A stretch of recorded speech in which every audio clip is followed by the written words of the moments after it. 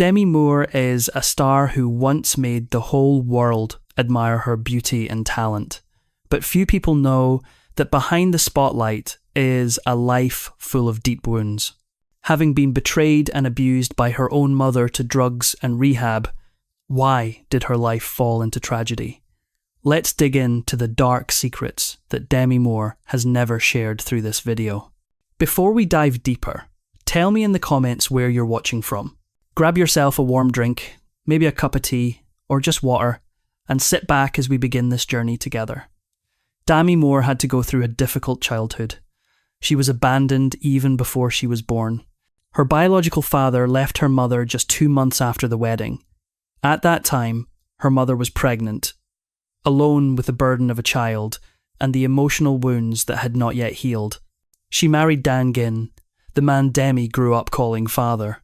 When she turned 13, she discovered a bitter truth, that they were not her biological father. The Moore family lived a wandering life. They moved constantly, not because of tourism, but because of escape, from poverty, from chaos, from themselves. In a small house where the walls could not block out the screams and the strong smell of alcohol, Demi soon became an adult. Her mother was a heavy drinker, many times trying to die. The scene of her mother lying motionless on the floor, her mouth full of sleeping pills, was repeated not just once, but many times. Once, when Demi was only 12 years old, she had to use her hands to take each pill out of her mother's mouth to keep her alive. She saved her mother, but lost her childhood. At the age of 15, Demi faced the biggest obsession of her life. While living in West Hollywood, she was raped by her landlord, Basil Dumas, and forced to do something that no one wanted her to do. The man also claimed to her that he had paid $500 to her mother to do it. Although Demi later admitted that she was not sure if that was true or not, that statement alone was enough to choke the heart of a child who had not yet understood what trust was and had to swallow her disgust and betrayal. Unable to stay, in late 1978, Demi moved in with her boyfriend, a 28-year-old guitarist named Tom Dunstan. She dropped out of high school and started working as a receptionist at 20th Century Fox, a job she got not through her own ability, but through Tom's mother, who was a producer's assistant. While her peers were attending graduation ceremonies, Demi was sitting behind a reception desk, typing away at a computer, learning how to survive among the big fish of Hollywood. Just a few months later, light began to filter through the darkness. She joined and signed a contract with the elite modelling agency and was inspired to act by her neighbour, Nastasia Kinski, a young German star. Her career took off from there, and Demi appeared on the cover of adult magazine Way, posing nude. She claimed to be 18, but in reality she was only 16. It was just a cover, she said in 1990. A flimsy excuse that felt like a stolen youth. Her first fall in the modelling world wasn't enough to stop her. Demi began acting not through the favour of major filmmakers, but through small, often uncredited roles, the kind no one remembers until fame rewrites history. Her debut in Choices 1981 was so obscure that few noticed it until home video distributors later reissued the film, capitalising on her newfound celebrity. Her second project, Parasite 1982, was a low-budget 3D sci-fi horror, but it earned her a peculiar compliment from the director, who called her the next Karen Allen, a coded way of saying, a pretty girl who can scream well in horror films. The real turning point came when she joined the cast of the daytime soap General Hospital, playing Jackie Templeton, a tough, inquisitive, investigative reporter. There, Demi learned how to survive on set, in an environment where there was no room for the fragile or uncertain. Step by step, she climbed upward, powered by beauty, stubborn resilience, and a past that made others tread carefully around her. Demi Moore's film career began in 1984 when she played the alluring teenage daughter opposite Michael Caine in the erotic comedy Blame It on Rio. Though the role made audiences blush, Demi didn't flinch. She understood that her body was a form of currency in Hollywood. Not because she wanted it that way, but because she knew that if she didn't use it to her advantage, someone else would. Her true commercial breakthrough came with Street Elmo's Fire, the defining Yeppy film of the decade, where she played a young bank employee. But the price of fame was a handshake with the abyss.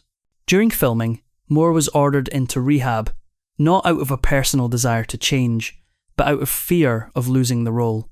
"I didn't have enough self-respect to get sober on my own," she later admitted. "I did it because I didn't want to lose my job." Director Joel Schumacher gave her an ultimatum: get clean or get replaced. Demi chose compliance, not from strength, but from survival. To ensure she stayed sober, the production team even hired a sober companion to shadow her throughout the shoot. An unprecedented move in Hollywood at the time. Yet, as extreme as it was, the strategy worked. The film was a hit, and Demi became a star. Her name soon joined the ranks of the Brat Pack, the generation of rebellious, glamorous, and headline-grabbing young icons who defined the 1980. Demi Moore was never a wholesome star. From the very beginning, she embodied a paradox, insecurity wrapped in sensual confidence. She smoked, partied, loved fiercely, and burned everything around her as if every day were the end of the world. Those who worked with her agreed on one thing. You either fell madly in love with her or couldn't stand her for more than 3 days. In 1986, with one crazy summer and wisdom, Demi Moore marked the final chapters of her teenage roles. Because from that moment on, she was no longer the innocent young girl. She had become a woman. And in Hollywood, that meant leveling up, deeper roles, harsher expectations, and far more dangerous temptations. Demi Moore once said, "Hollywood didn't kill me. I chose to live in a way that made survival impossible." That quote reflected a painful truth. To survive in Hollywood, especially as a woman, beauty alone isn't enough. You have to be wild, fearless, and sometimes you have to sell pieces of yourself, body, and soul to stay in the game.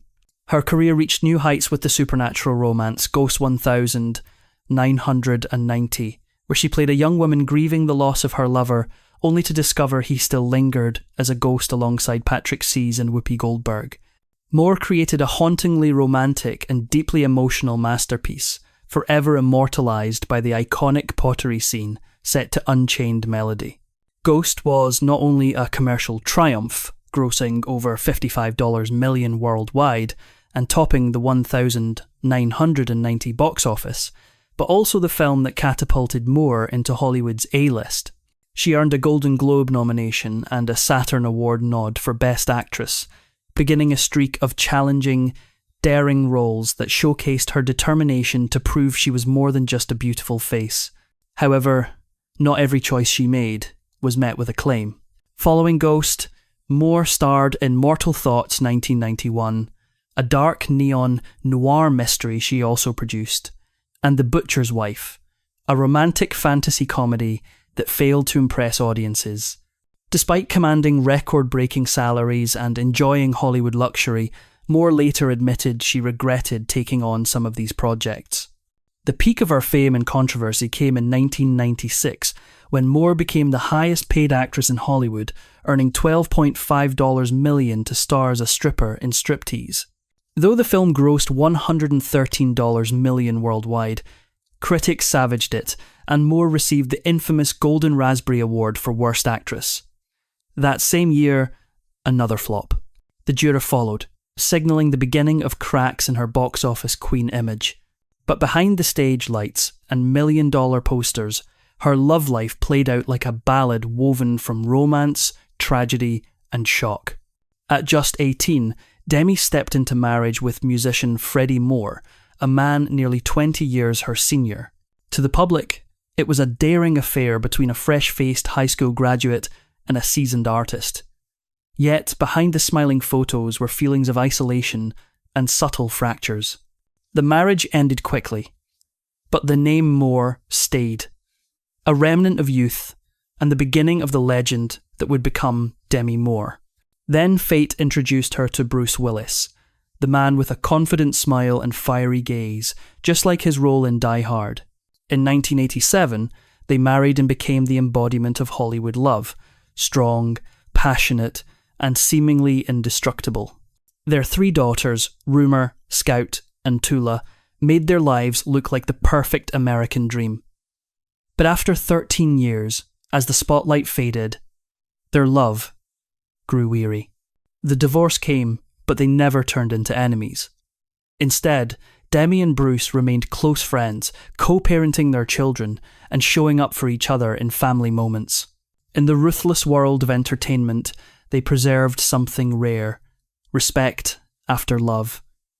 Yet before her heart could fully heal, Demi was swept into another storm. Ashton Kutcher, the young actor 15 years her junior, known for his playful grin and youthful energy. Their romance filled with tender public displays and praises for their timeless love once captivated Hollywood. But behind the glamour was a silent heartbreak. Demi became pregnant, but lost the baby 6 months in. A tragedy that shattered her spirit. Desperate to save the relationship, she lost herself trying to hold on.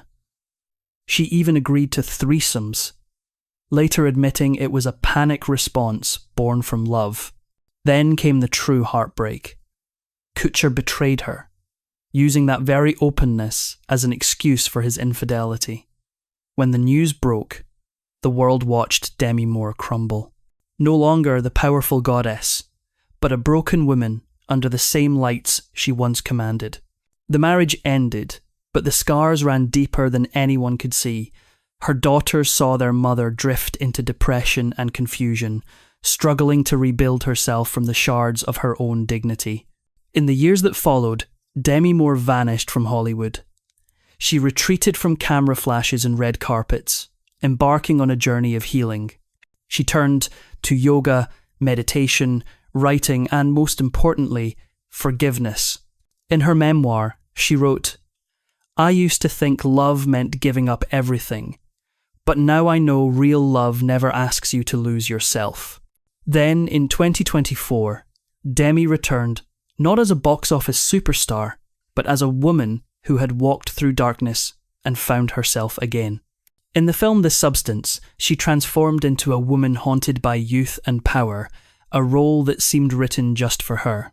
The movie not only earned critical acclaim, but also brought Demi a prestigious Golden Globe Award and the first Oscar nomination of her career. Proof that true talent and inner strength can rise above any ruin. Demi Moore's comeback serves as a reminder that Hollywood may build idols and then destroy them, but it can never extinguish the real light within a woman brave enough to rise again. She has lived through pride, passion, heartbreak, and pain. Yet, still chooses to love, to live, and to keep telling her story. Today, Demi Moore is no longer defined as someone's wife or someone's lover. She is herself, a woman who once broke, lost everything, and yet shines again through resilience and faith in one simple truth. No matter how deep the wound, the human heart can be reborn.